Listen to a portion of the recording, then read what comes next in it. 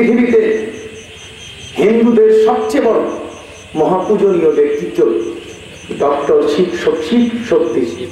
এই শিব শক্তি মানুষটা, তিনি ছিলেন হিন্দুদের কাছে সবচেয়ে বড় পূজনীয় ব্যক্তি।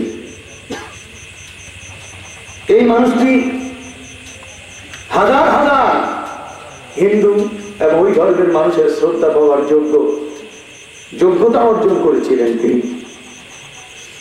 কিন্তু তিনি অবাক হয়ে তিনি নিজের প্রতি ধিক্কার দেওয়া শুরু করলেন। তিনি ছিলেন পৃথিবীর আরেকজন দ্বিতীয় ভূপর্যটক। সারা পৃথিবীর পরিভ্রমণের ইতিহাস তার হাতে আছে। তার বক্তৃতায় তিনি বলেছেন যে আমি সৌদি আরবে গেছি, বাহরাইনে গেছি, কুয়েতে গেছি, কাতারে গেছি, আবুধাবি গেছি, মিশর গেছি, ব্রুনাই গেছি, আমি ইন্দোনেশিয়া গিয়েছি, মহাবীর মোহাম্মদের দেশ মালয়েশিয়ায় গেছি। এই দেশগুলো আমি ভ্রমণ করে আমি একটি বিষয়ে অবাক হয়ে গেছি যে আমেরিকার মাটিতে যে বাইবেল পড়া হয়, কানাডার মাটিতে সেই বাইবেল এক নয়। কানাডীয় যে বাইবেল, সেই বাইবেলের সাথে জাপানিজ বাইবেলের কোনো মিল নাই। একটি গ্রন্থ বাইবেল, অথচ এক দেশের বাইবেলের সাথে আরেক দেশের বাইবেলের কি নাই? কিন্তু আমি অবাক হয়ে গেলাম। মিশরের কারি কোরআন শরীফ সূরা ফাতিহা যেভাবে পড়েন, মালয়েশিয়ার কারি ঠিক একইভাবে কোরআন শরীফ পড়েন। শুধুমাত্র বানানের শব্দ উচ্চারণের সামান্যতম পার্থক্য। বাংলাদেশ, ভারত, পাকিস্তানে জের জবর পেশ বলা হয়। সৌদি আরবের মধ্যে আমরা যেটাকে জবর বলি, সেটাকে তারা বলে থাকেন নসব বা ফাতাহ। আমরা যেটাকে জের বলে থাকি, তারা সেটাকে কাসরা অথবা জার বলে থাকেন। আমরা যেটাকে পেশ বলে থাকি, তারা সেটাকে জম্মা অথবা রাফা বলে থাকেন। হাজরিন, আলহামদুলিল্লাহি রাব্বিল আলামিন। আমরা বানান করে পড়ি, হামজা লাম জবর আল, হামিম জবর হাম, দাল পেশ দু, কি হলো? আলহামদু। লাম লাম জের লি, লাম খারা জবর লা, হাজির হি লিল্লাহি, আলহামদুলিল্লাহি রাব্বিল আলামিন। ব্রুনাই, মালয়েশিয়ার কারীরা ছোট ছোট বাচ্চাদেরকে ঠিক আলহামদুলিল্লাহি রাব্বিল আলামিন পড়াচ্ছেন, কিন্তু তাদের পড়ার শব্দ, তাদের নিজস্ব ভাষা ভিন্ন।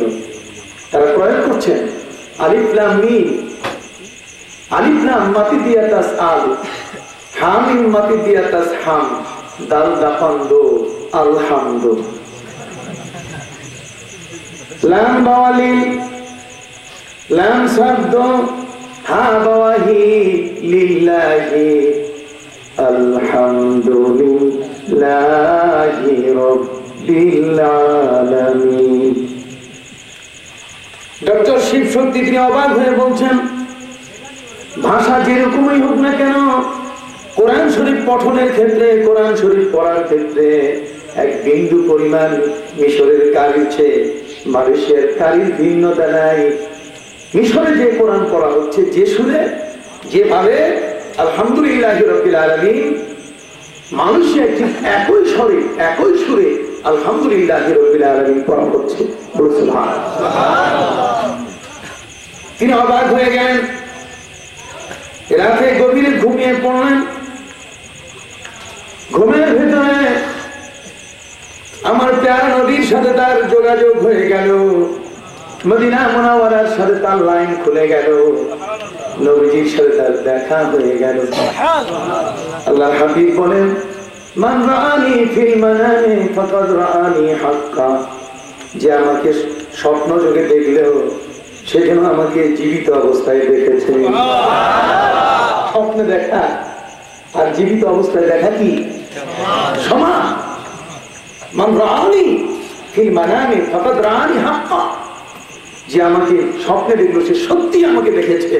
ওয়ালা ইয়াতামাসসালু শাইতানু বি, শয়তান কখনো আমার রূপ পরিগ্রহণ করতে পারে না। ডক্টর শিবশক্তি নবীজির সাথে কথা বলা শুরু করলেন। নবী বলেন, শিবশক্তি, তুমি পবিত্র কোরআনের শুধুমাত্র মলাটটা দেখেছো, কভারটা দেখেছো, পবিত্র কোরআনের শুধু আবরণটা দেখেছো। মালয়েশিয়ার কারি মিশরের কারির মধ্যে পড়ার মধ্যে কোনো তফাৎ নাই, এতটুকু জিনিস শুধু তুমি পেয়েছো। কিন্তু এর ভেতরে যে বিশাল বিজ্ঞানের মহাসাগর গুলো আছে সেটা এখনো তোমার নজরে পড়ে না। আমার নবীর সাথে রাতের গভীরে দেখা হওয়ার সাথে সাথে রাতের বেলায় কলেমা পড়তে পড়তে লোকটা চিৎকার দিয়ে জেগে উঠল। এরপর থেকে তিনি আর ইসলামের বাইরে যেতে পারেন নাই। নবীর মহব্বতে তাকে দেশ ছাড়তে হয়েছে। এই বাংলাদেশে এসে তিনি চেয়েছিলেন বসবাস করার জন্য, কিন্তু আমাদের তৎকালীন সরকার তাকে সেই সুযোগটি দেয় নাই। ফলে যাযাবরের মতো, যাযাবর মানে ওই যে নদীর পাশে বেদেনি বৈদ্যরা, এরা আজকের এখানে বাড়ি করে থাকে, আজকে এখানে নৌকা ভিড়ায়, আবার কালকে আরেকখানে নৌকা ভিড়ায়। ডক্টর শিবশক্তি তার নিজের নাম রাখলেন ইসলামুল হক। সুবহানাল্লাহ। ইসলামই সত্য, এর চেয়ে আর মহাসত্য জগতে নাই। সে মানুষটি যাযাবরের মতো পৃথিবীতে এক দেশ থেকে আরেক দেশে ঘুরে ঘুরে তার জীবনটি শেষ হয়ে গেল। সুধী মন্ডলী, আমি আপনাদের খেদমতে বলতে চাই, আমি আগেও বলেছি আপনাদের গেটার সিলেটে আমি আসি, সকলেই আমাকে নামে চেনেন, অথবা বিভিন্ন মিডিয়ায়, বাংলাদেশের যতগুলো মিডিয়া আছে কম বেশি সেই মিডিয়াগুলোতে আমাকে তারা দেখেন, নানা বক্তব্য তারা শোনেন, পৃথিবী চেনে বলতে গেলে। আজ খোদ আমেরিকা এতদিন পরে যে ভুলটি স্বীকার করলো যে ইরাকের মধ্যে প্রায় 70,000 নবীর মাজার, ইরাক যাবার আমার সুযোগ হয়েছে। সেই ইরাকের ইতিহাস অনেক লম্বা। আমি আজকে আপনাদের সামনে কিছু কিতাব নিয়ে এসেছি, কারণ জনগণ অত্যন্ত সরল সাদাসিধে মানুষ, আপনারা বড় ভালো মানুষ, আপনারা যে কত ভালো আমি এর ব্যাখ্যা দিয়ে শেষ করতে পারবো না, কিন্তু আপনাদেরকে নষ্ট করে ফেলেছি আমরা। কথা খেয়াল করেছেন? আপনাদেরকে আমরা বিপদগামী করেছি, যে কারণে আপনারা দিক ঠিক রাখতে পারছেন না যে কোনটা ঠিক আর কোনটা বেঠিক। ঠিক বেঠিকটা নির্ণয় করা সম্ভব হচ্ছে না, যে কারণে আমি আপনাদের সামনে কিতাব নিয়ে এসেছি। আমরা আজকে বক্তৃতার চেয়ে বেশি অংশে কিতাবপত্র নিয়ে কথা বলবো। আপনারা কি শুনতে রাজি আছেন? এখানে আপনি যেই পক্ষেরই হন কোন আপত্তি নেই, মোস্ট ওয়েলকাম।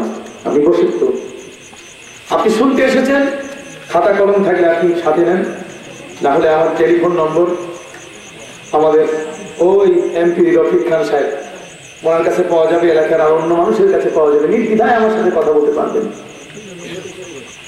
আমি আপনাদের খেদমতে বলতে চাই,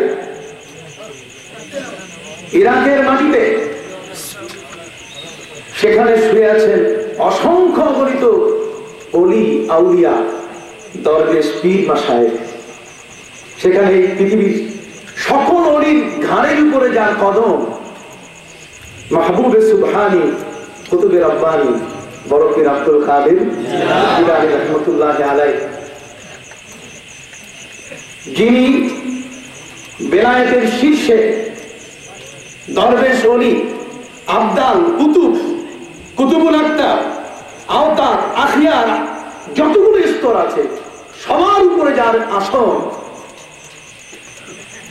সেই বড় পীর আব্দুল কাদের জিলানী রাহমাতুল্লাহ আলাইহির দেশ ইরাক, বাগদাদে তার মাজার শরীফের চতুর্দিকে 29টি প্যাট্রিয়ট বোমা মেরে তার কবরকে ধ্বংস করতে চেয়েছিল বেঈমানরা, কিন্তু একটা বোমাও ফুটে নাই।